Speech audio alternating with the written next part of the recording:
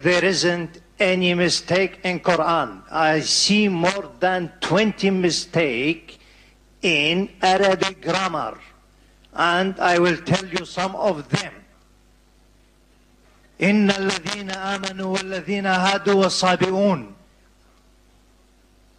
He said in Baqarah and Hajj, إن الذين آمنوا والذين هادوا والصابئين. Which is right? الصابئون or الصابئين? Okay. The brother has asked a very good question. I would like to be more concordant and agreeing. He has mentioned all 20 grammatical points. And the book is referring to Abdul Fadi. Abdul Fadi, correct? Is the Quran infallible? I can see some things. Yeah. Alhamdulillah, my side is good.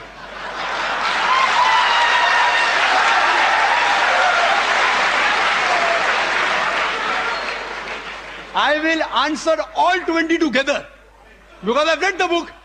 I'll answer all 20, inshallah. Inshallah. Point number one, brother. Point number one. Point number one to be noted, that all Arabic grammar is taken from the Quran. Quran was the highest Arabic book, a book which has the maximum level of highest literature. All the Arabic grammar has been derived from the Quran. Quran is the textbook of grammar. Since Quran is the textbook of grammar and all the grammar is derived from the Quran can never have a mistake. Point number one. Point number two. Point number two. Point number two. It is like, taking a ruler and the ruler is there, has a measurement, and you're saying the measurement is wrong. It sounds illogical. Point number two. In the different tribes of Arabia, and Arabic, and Dr. William Campbell also will agree with me, in different Arabic tribes, the grammar keeps on changing. In some Arabic tribe, the word is feminine, the same word is even masculine in the other tribe. Same word, in different tribes, the grammar keeps on changing. Even the gender keeps on changing. So will you check Quran with that faulty grammar? No. And furthermore, the eloquence of Quran is so high. It's so high, it is far superior. And, there are various books. On the internet you go, 12 grammatical mistake, 21 grammatical mistake, Abdul Fadi, 20 grammatical mistake. Do you think the Christian people took out these mistakes? Who took out these mistakes? Do you know who took out? The Muslims. The Muslim scholars, like Zamakhshari, what they did, that the Quran grammar is so high that it goes against the conventional use of the Arabic.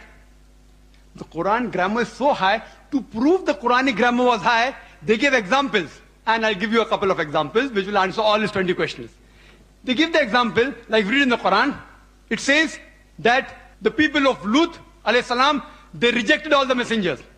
They rejected the messengers, it's mentioned. Dr. William Campbell said, the people of Noah, they rejected the messengers. We know from history that there was only one messenger sent to them. So it has a grammatical mistake. Quran should have said, the people rejected the messenger, not messengers. I agree with you.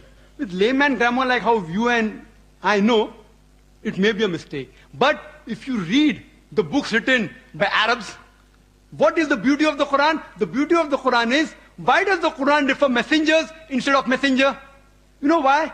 Because we know that the basic message of all the messengers was same. That there is one God. About Tawheed, about Allah subhanahu wa ta'ala. By mentioning the people of Lut alayhi salam, the people of Noah rejected the messenger. It says by rejecting Lut alayhi salam, they are indirectly rejecting all the messengers.